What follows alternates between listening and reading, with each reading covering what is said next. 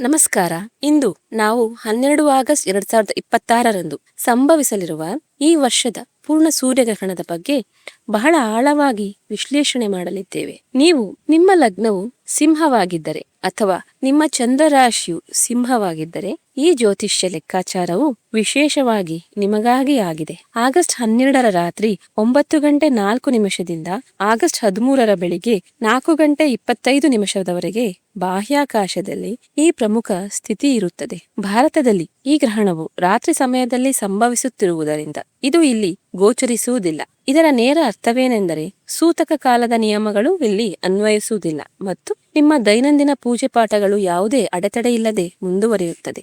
ಆದರೆ ಜ್ಯೋತಿಷ್ಯದ ದೃಷ್ಟಿಕೋನದಿಂದ ಲಗ್ನಾಧಿಪತಿಯ ಮೇಲೆಯೇ ಗ್ರಹಣ ಸಂಭವಿಸಿದಾಗ ಬ್ರಹ್ಮಾಂಡವು ನಿಮ್ಮ ಜೀವನದಲ್ಲಿ ಅತಿದೊಡ್ಡ ಕಾಸ್ಮಿಕ್ ರೀಸೆಟ್ ಬದಲಾವಣೆಯನ್ನು ತರುತ್ತದೆ. ಸಿಂಹರಾಶಿಯವರಿಗೆ ಇದು ಗರಿಷ್ಠ ಮ್ಯಾಕ್ಸಿಮಮ್ ವರ್ಗದ ಗೋಚಾರವಾಗಿದೆ. ಇದರ ನೇರ ಮತ್ತು ಸ್ಪಷ್ಟ ಪ್ರಭಾವವು ನಿಮ್ಮ ಮನಸ್ಥಿತಿ, ಸೈಕಾಲಜಿ ಮತ್ತು ನಿಮ್ಮ ವೃತ್ತಿ ಜೀವನ ಅಂದರೆ ಕೆರಿಯರ್ ಮತ್ತು ನಿಮ್ಮ ಹಣಕಾಸಿನ ಹರಿವಿನ ಕ್ಯಾಶ್ ಫ್ಲೋ ಮೇಲೆ ಬೀಳಲಿದೆ. ಬನ್ನಿ ಮೊದಲು ಈ ಸಮಯದ ಗೋಚಾರ ಮತ್ತು ಗ್ರಹಗಳ ಸ್ಥಿತಿಯನ್ನು ಬಹಳ ಸೂಕ್ಷ್ಮವಾಗಿ ಅರ್ಥ ಮಾಡಿಕೊಳ್ಳೋಣ. ನಿಮ್ಮ ಕುಂಡಳಿಯಲ್ಲಿ ಈ ಸಮಯದಲ್ಲಿ ಕೇತುವು ಲಗ್ನದಲ್ಲಿ ಮಖಾ ನಕ್ಷತ್ರದಲ್ಲಿ ಗೋಚಾರ ಮಾಡುತ್ತಿದ್ದಾನೆ ಮತ್ತು ರಾಹು ನಿಮ್ಮ 7ನೇ ಭಾವದಲ್ಲಿ ಕುಂಭರಾಶಿಯಲ್ಲಿ ಕುಳಿತಿದ್ದಾನೆ. ಶನಿದೇವನು ವಕ್ರಿಯಾಗಿ ಅಂದರೆ ವಕ್ರಾವಸ್ಥೆಯಲ್ಲಿ ನಿಮ್ಮ 8ನೇ ಭಾವದಲ್ಲಿ ಮೀನರಾಶಿಯಲ್ಲಿ ಕುಳಿತಿದ್ದಾನೆ. ಇದು ಅಷ್ಟಮ ಭಾವದ ಆಳವನ್ನು ಇನ್ನಷ್ಟು ಸಕ್ರಿಯಗೊಳಿಸುತ್ತಿದೆ. ಆದರೆ ಈ ಸಂಪೂರ್ಣ ಜ್ಯೋತಿಷ್ಯ ಘಟನೆಯ ಅತಿದೊಡ್ಡ ಕೇಂದ್ರವೆಂದರೆ ಅದು ನಿಮ್ಮ 12ನೇ ಭಾವ ಅಂದರೆ ಕರ್ಕಾಟಕ ರಾಶಿ.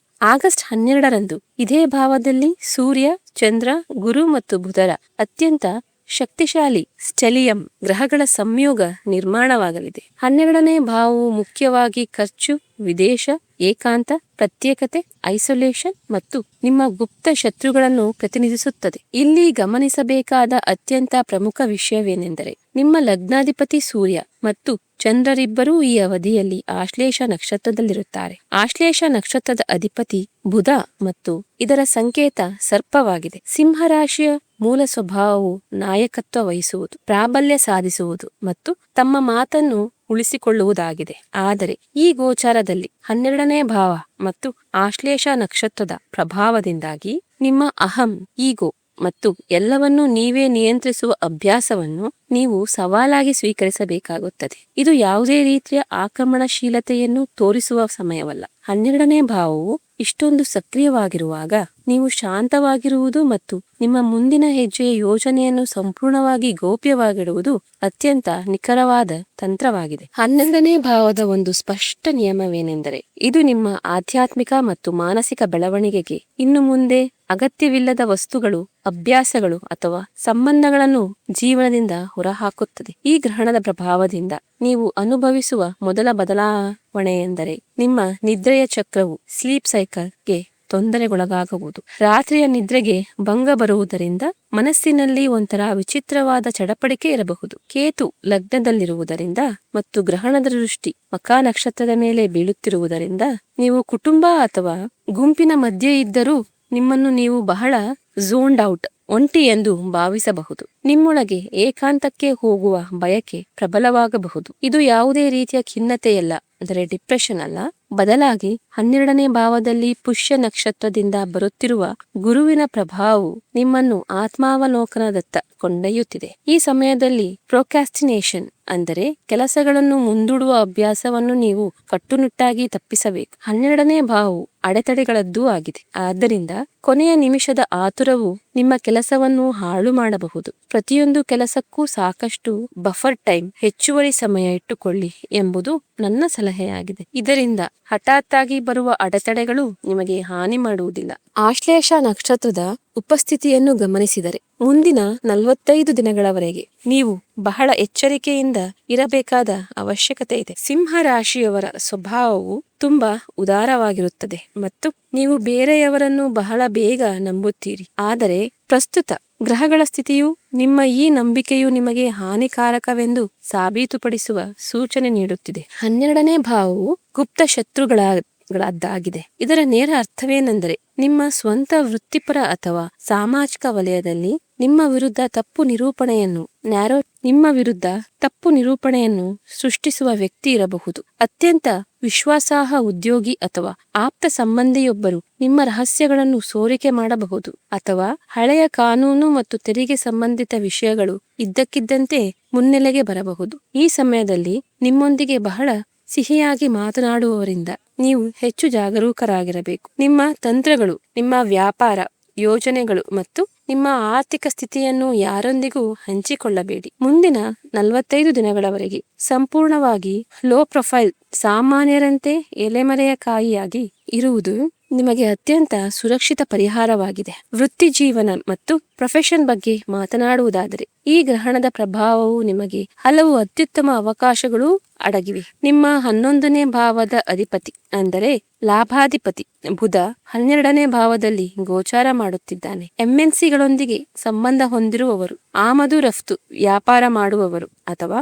ವಿದೇಶಕ್ಕೆ ಹೋಗಲು ವೀಸಾ ಮತ್ತು PR ಗಾಗಿ ಕಾಯುತ್ತಿರುವವರಿಗೆ ಈ ಸಮಯವು ಮುಚ್ಚಿರುವ ಅದೃಷ್ಟದ ಬಾಗಿಲುಗಳನ್ನು ತೆರೆಯುವ ಸಮಯವೆಂದು ಸಾಬೀತಾಗಬಹುದು. ಹಠಾತ್ತನೆ ಯಾವುದಾದರೂ ದೊಡ್ಡ ವಿದೇಶಿ ಡೀಲ್ ಫೈನಲ್ ಆಗಬಹುದು ಅಥವಾ ವಿದೇಶಿ ಸಂಪರ್ಕಗಳ ಮೂಲಕ ದೊಡ್ಡ ಲಾಭ ಸಿಗಬಹುದು. ಉದ್ಯೋಗಿಗಳಿಗೆ ತಡೆಹಿಡಿಯಲಾಗಿದ್ದ ಬಡ್ತಿ ಅಥವಾ ಇನ್ಕ್ರಿಮೆಂಟ್ ಈ ಸಮಯದಲ್ಲಿ ಅನಿರೀಕ್ಷಿತವಾಗಿ ಈಡೇರಬಹುದು. ಹಿರಿಯ ಅಧಿಕಾರಿಗಳ ಸಹಕಾರ ನಿಮಗೆ ಸಿಗಬಹುದು. ಆದರೆ ಇಲ್ಲಿಯೂ ನೀವು ಆಶ್ಲೇಷ ನಕ್ಷತ್ರದ ಪ್ರಭಾವವನ್ನು ಮರೆಯಬಾರದು. ನೀವು ಯಾವುದೇ ಹೊಸ ಒಪ್ಪಂದಕ್ಕೆ, ಕಾಂಟ್ರಾಕ್ಟ್ಗೆ ಸಹಿ ಹಾಕುತ್ತಿದ್ದರೆ ಅಥವಾ ಯಾವುದೇ ದೊಡ್ಡ ಪಾಲುದಾರಿಕೆ ಎಂದರೆ ಪಾರ್ಟ್ನರ್ಶಿಪ್ ಮಾಡುತ್ತಿದ್ದರೆ ದಾಖಲೆಗಳನ್ನು ಬಹಳ ಸೂಕ್ಷ್ಮವಾಗಿ ಪರಿಶೀಲಿಸಿ. 11ನೇ ಭಾವದಲ್ಲಿ ಮಂಗಳನ ಉಪಸ್ಥಿತಿ ಮತ್ತು ರಾಹುವಿನ ದೃಷ್ಟಿಯಿಂದಾಗಿ ಯಾವುದೇ ದೊಡ್ಡ ವ್ಯಾಪಾರ ನಿರ್ಧಾರವನ್ನು ಒಂಟಿಯಾಗಿ ತೆಗೆದುಕೊಳ್ಳಬೇಡಿ. ನಿಮ್ಮ ಕಾನೂನು ತಂಡ ಅಥವಾ ಅನುಭವಿ ಜನರ ಸಲಹೆಯನ್ನು ಖಂಡಿತವಾಗಿ ತೆಗೆದುಕೊಳ್ಳಿ. ಹಣ ಮತ್ತು ಹಣಕಾಸಿನ ವಿಷಯದಲ್ಲಿ 12ನೇ ಭಾವವು ಸಕ್ರಿಯವಾಗಿರುವುದರಿಂದ ಅನಿರೀಕ್ಷಿತ ಖರ್ಚುಗಳು ಬರುವುದು ಖಚಿತ. ಗ್ರಹಣದ ತಡೆಯು ಪೂರ್ವಾಷಾಢ ನಕ್ಷತ್ರದ ಮೇಲೆ ಬೀಳುತ್ತಿದೆ. ಇದರ ಅಧಿಪತಿಯಾದ ಶುಕ್ರನು ನಿಮ್ಮ ಕುಂಡಲಿಯ 2ನೇ ಭಾವದಲ್ಲಿ ಅಂದರೆ ಧನಭಾವದಲ್ಲಿ ನೀಚ ಸ್ಥಿತಿಯಲ್ಲಿ ಕುಳಿತಿದ್ದಾನೆ. ಇದರ ಅರ್ಥವೇನೆಂದರೆ ನಿಮ್ಮ ಸ್ಥಿರಾಸ್ತಿಗಳು ಮತ್ತು ನಗದು ಹಣವನ್ನು ನೀವು ತುಂಬಾ ಭದ್ರಪಡಿಸಿಕೊಳ್ಳಬೇಕಾಗುತ್ತದೆ. ಈ ಸಮಯದಲ್ಲಿ ಯಾವುದೇ ರೀತಿಯ ಸಟ್ಟ, ಜೂಜು ಅಥವಾ ಟ್ರೇಡಿಂಗ್ನಲ್ಲಿ ದೊಡ್ಡ ಅಪಾಯವನ್ನು ತೆಗೆದುಕೊಳ್ಳುವುದು ಭಾರಿ ಆರ್ಥಿಕ ನಷ್ಟವನ್ನು ಉಂಟು ಮಾಡಬಹುದು. ಯಾವುದೇ ಹೊಸ ಸಾಲವನ್ನು ತೆಗೆದುಕೊಳ್ಳುವುದನ್ನು ಸಂಪೂರ್ಣವಾಗಿ ತಪ್ಪಿಸಿ, ಏಕೆಂದರೆ ಅದನ್ನು ಮರುಪಾವತಿಸುವುದು ತುಂಬಾ ಸವಾಲಾಗಿ ಪರಿಣಮಿಸುತ್ತದೆ. ಈ ಜ್ಯೋತಿಷ್ಯ ಸ್ಥಿತಿಗೆ ಅತ್ಯುತ್ತಮ ಪರಿಹಾರವೆಂದರೆ ಸ್ವಯಂ ಪ್ರೇರಿತ ಖರ್ಚು, ವಾಲಂಟರಿ ಎಕ್ಸ್ಪೆಂಡಿಚರ್. ನಿಮ್ಮ ಇಚ್ಛೆಯಂತೆ ನಿಮ್ಮ ಹಣವನ್ನು ಸುರಕ್ಷಿತವಾಗಿ ಹೂಡಿಕೆ ಅಥವಾ ದೀರ್ಘಾವಧಿ ಪಾಲಿಸಿ ಅಥವಾ ಮ್ಯೂಚುವಲ್ ಫಂಡ್ನಲ್ಲಿ ಹೂಡಿಕೆ ಮಾಡಿ. ಇದರಿಂದ ನಿಮ್ಮ 12ನೇ ಭಾವದ ಖರ್ಚು ಮಾಡುವ ಶಕ್ತಿಯು ಸಮತೋಲನಗೊಳ್ಳುತ್ತದೆ ಮತ್ತು ಭವಿಷ್ಯಕ್ಕಾಗಿ ನಿಮ್ಮ ಆರ್ಥಿಕ ಸ್ಥಿತಿಯು ಬಲವಾಗಿರುತ್ತದೆ. ಆರೋಗ್ಯದ ವಿಷಯದಲ್ಲಿ ನೀವು ವಿಶೇಷ ಗಮನ ಹರಿಸಬೇಕಾಗುತ್ತದೆ. ಲಗ್ನಾಧಿಪತಿ ಸೂರ್ಯನು 12ನೇ ಭಾವದಲ್ಲಿ ಪೀಡಿತ ಸ್ಥಿತಿಯಲ್ಲಿದ್ದಾನೆ. ಲಗ್ನದಲ್ಲಿ ಕೇತುವಿನ ಗೋಚಾರವಿದೆ ಮತ್ತು ಗ್ರಹಣದ ನೇರ ದೃಷ್ಟಿಯು ಶನಿದೇವನಿರುವ 8ನೇ ಭಾವದ ಅನುರಾಧ ನಕ್ಷತ್ರದ ಮೇಲೆ ಬೀಳುತ್ತಿದೆ. ನಿಮ್ಮ ರೋಗ ನಿರೋಧಕ ಶಕ್ತಿಯು ಈ ಸಮಯದಲ್ಲಿ ದುರ್ಬಲವಾಗಿರಬಹುದು ಎಂಬುದಕ್ಕೆ ಇದು ಗ್ರಹಗಳ ಸ್ಪಷ್ಟ ಸಂಕೇತವಾಗಿದೆ. ಹಠಾತ್ ಆಯಾಸ, ಕಣ್ಣುಗಳಲ್ಲಿ ಭಾರ ಅಥವಾ ಹೃದಯದ ಸುತ್ತಮುತ್ತ ಅಸ್ವಸ್ಥತೆಯ ದೂರುಗಳು ಉಂಟಾಗಬಹುದು. ಅಷ್ಟಮ ಭಾವದ ಮೇಲಿನ ದೃಷ್ಟಿ ಎಂದರೆ ಹಠಾತ್ತನೆ ಬರುವ ವೈದ್ಯಕೀಯ ಖರ್ಚುಗಳು ಎಂದು ಅರ್ಥ. ಈ ಸಮಯದಲ್ಲಿ ಆರೋಗ್ಯದ ಬಗ್ಗೆ ನಿರ್ಲಕ್ಷ್ಯ ಬೇಡ.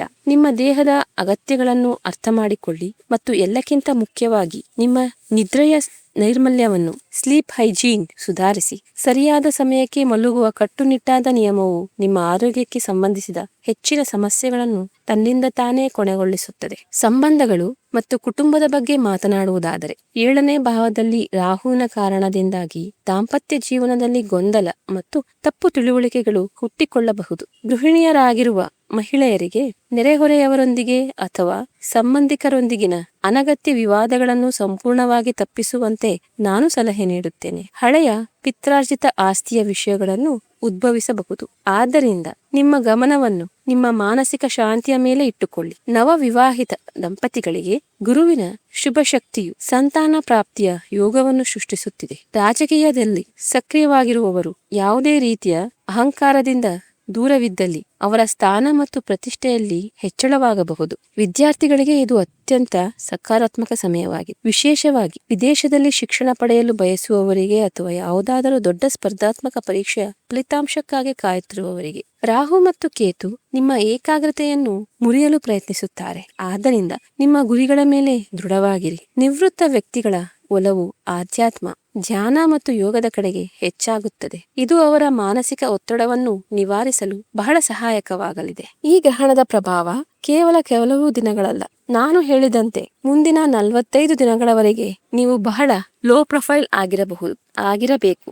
ಆದರೆ ಇದರ ನಿಜವಾದ ಟ್ರಿಗರ್ ಪಾಯಿಂಟ್, ಪ್ರಚೋದಕ ಬಿಂದು ಅಂದರೆ ಈ ಗ್ರಹಣದ ಸಂಪೂರ್ಣ ಶಕ್ತಿಯು ತನ್ನ ಅಂತಿಮ ಫಲಿತಾಂಶವನ್ನು ನೀಡುವ ಸಮಯ ಇಂದಿನಿಂದ ಸುಮಾರು 5-6 ತಿಂಗಳ ನಂತರ ಬರುತ್ತದೆ. ಅಂದರೆ ಮುಂದಿನ ವರ್ಷ 2027ರ ಫೆಬ್ರವರಿ ಕೊನೆಯ ವಾರ ಮತ್ತು ಮಾರ್ಚ್ 2ನೇ ವಾರದ ಮಧ್ಯದಲ್ಲಿ ಕೇತು ಗೋಚಾರ ಮಾಡುತ್ತಾ ನಿಮ್ಮ 12ನೇ ಭಾವದಲ್ಲಿ ಇಂದು ಈ ಗ್ರಹಣ ಸಂಭವಿಸುತ್ತಿರುವ ಅದೇ ಸ್ಥಳಕ್ಕೆ ಬಂದಾಗ ನಿಮ್ಮ ಪ್ರಗತಿಗೆ ಅಡ್ಡಿಯಾಗಿರುವ ಎಲ್ಲಾ ಹಳೆಯ ಸಂಬಂಧಗಳು ಮತ್ತು ಅಭ್ಯಾಸಗಳು ನಿಮ್ಮ ಜೀವನದಿಂದ ಶಾಶ್ವತವಾಗಿ ಹೊರಟು ಹೋಗುವ ಸಮಯ ಅದಾಗಿರುತ್ತದೆ. ಹಾಗಾಗಿ ಪ್ರಸ್ತುತ ಆಗುತ್ತಿರುವ ಬದಲಾವಣೆಗಳಿಂದ ನಿರಾಶರಾಗಬೇಡಿ. ಬದಲಾಗಿ ಇದು ಬ್ರಹ್ಮಾಂಡವು ನಿಮಗಾಗಿ ಹೊಸ ದಾರಿಯನ್ನು ಸಿದ್ಧಪಡಿಸುವ ವಿಧಾನವೆಂದು ಅರ್ಥ ಮಾಡಿಕೊಳ್ಳಿ. ಕೊನೆಯದಾಗಿ ಈ ಗ್ರಹಗಳ ಶಕ್ತಿಯುತ ಶಕ್ತಿಯನ್ನು ನಿಮ್ಮ ಪರವಾಗಿ ತಿರುಗಿಸಲು ಕೆಲವು ನಿಖರವಾದ ಜ್ಯೋತಿಷ್ಯ ಪರಿಹಾರಗಳನ್ನು ಖಂಡಿತವಾಗಿ ಮಾಡಿ. ಗ್ರಹಣದ ದಿನದಂದು ಅಂದರೆ ಆಗಸ್ಟ್ 12ರಂದು ವೃದ್ಧಾಶ್ರಮ ಅಥವಾ